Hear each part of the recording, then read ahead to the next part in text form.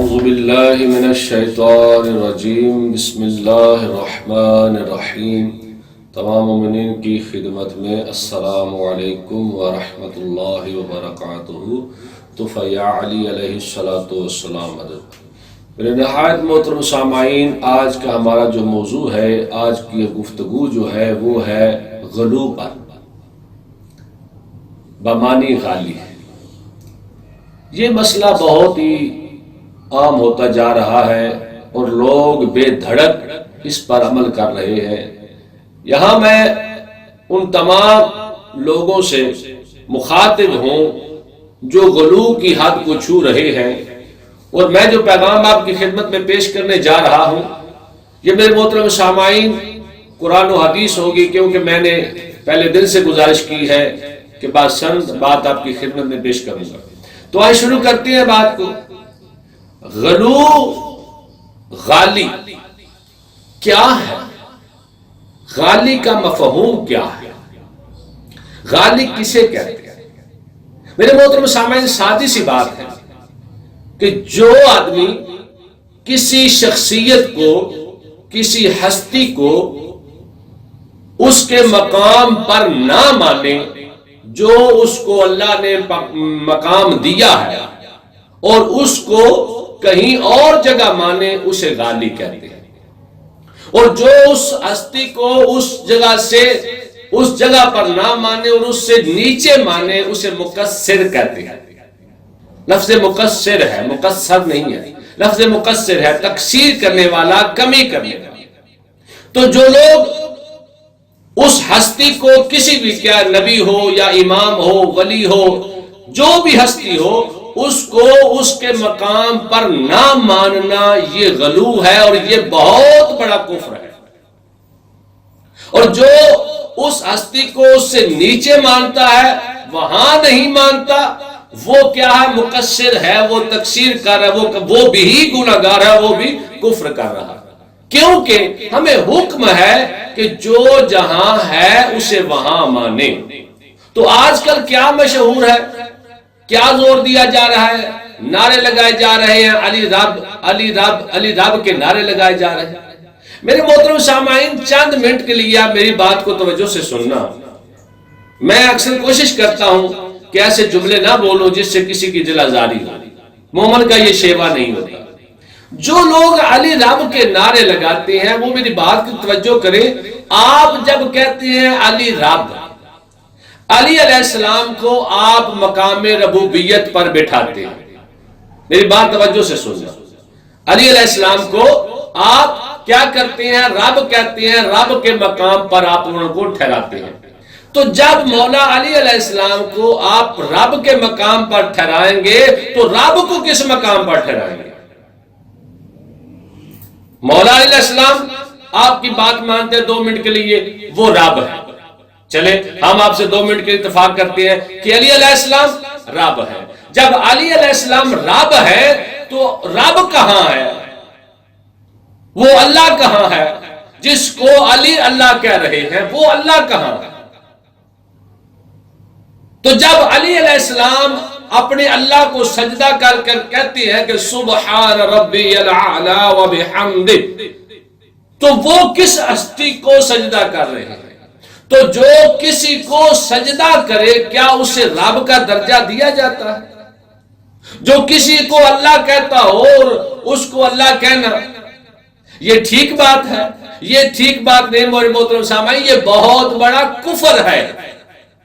تو اس لیے جب مولا علی علیہ السلام کو آپ اللہ ٹھہرائیں گے تو اللہ کو کہاں بٹھائیں گے؟ پھر آئے دوسری طرف، مولا علیہ السلام کو آپ نے رب مان لیا۔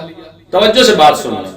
مولا علیہ السلام کو آپ نے اللہ مان لیا، چلو آپ کا مقدر، آپ کا دین آپ کے ساتھ، لیکن ہمارا کوشش کرنی چاہیے، ہمیں پیغام اچھا دینا چاہیے۔ آپ نے مولا علیہ السلام کو اللہ مان لیا، ٹھیک ہے، آپ نے مان لیا۔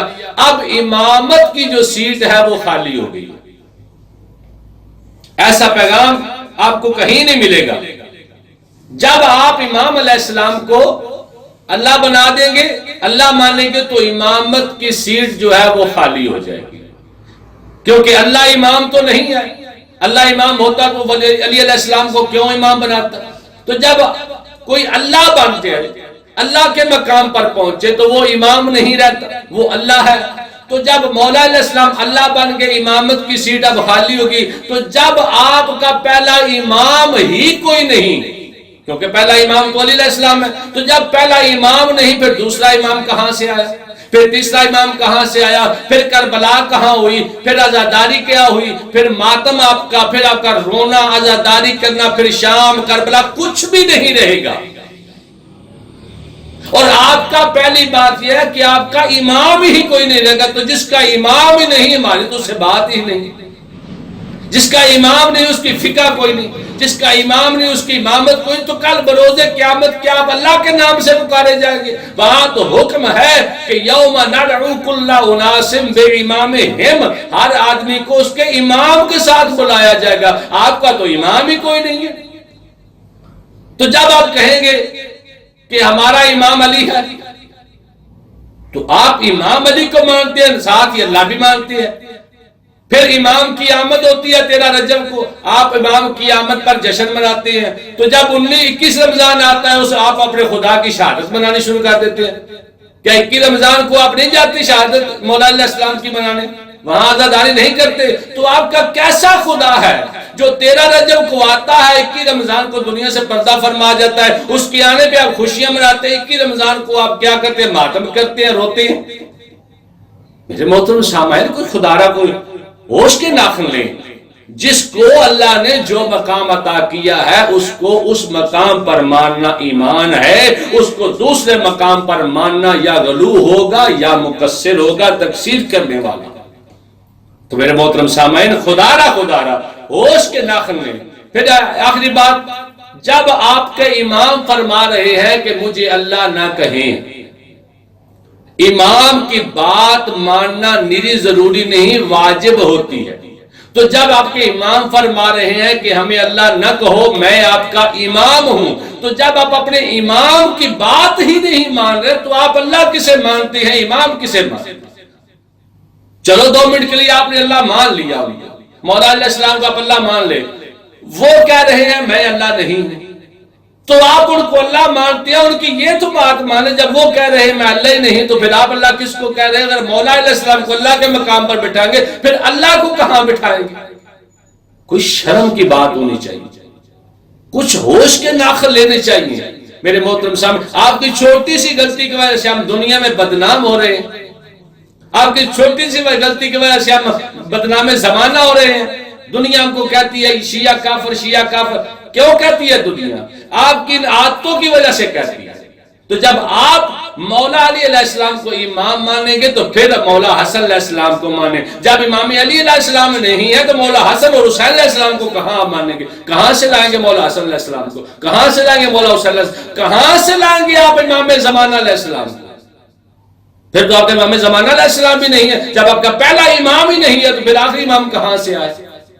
میرے محترم سامعین، اللہ اللہ ہے، رسول رسول ہیں، علی علی ہیں، حسن حسن ہے، حسین حسین علیہ السلام ہے۔ میرے محترم سامعین، ان ہستیوں کو ان کی جگہ پر، ان کے مقام پر ماننا ثواب ہے، اور ان کو ان کی جگہ سے ہٹا کر ماننا کفر ہے۔ تو میرے محترم سامعین، اب آپ کی مرضی ہے، آپ کفر کو پسند کرتے ہیں یا آپ ایمان کو پسند کرتے ہیں۔ یہ چند جملوں کا پیغام خدا را اپنے دل میں اتارے، شاید تیرے دل میں اتر جائے میری بات، تو میرے محترم سامعین پھر ہم سے روبرو ہو سکتے ہیں۔ وما علینا الا البلاغ۔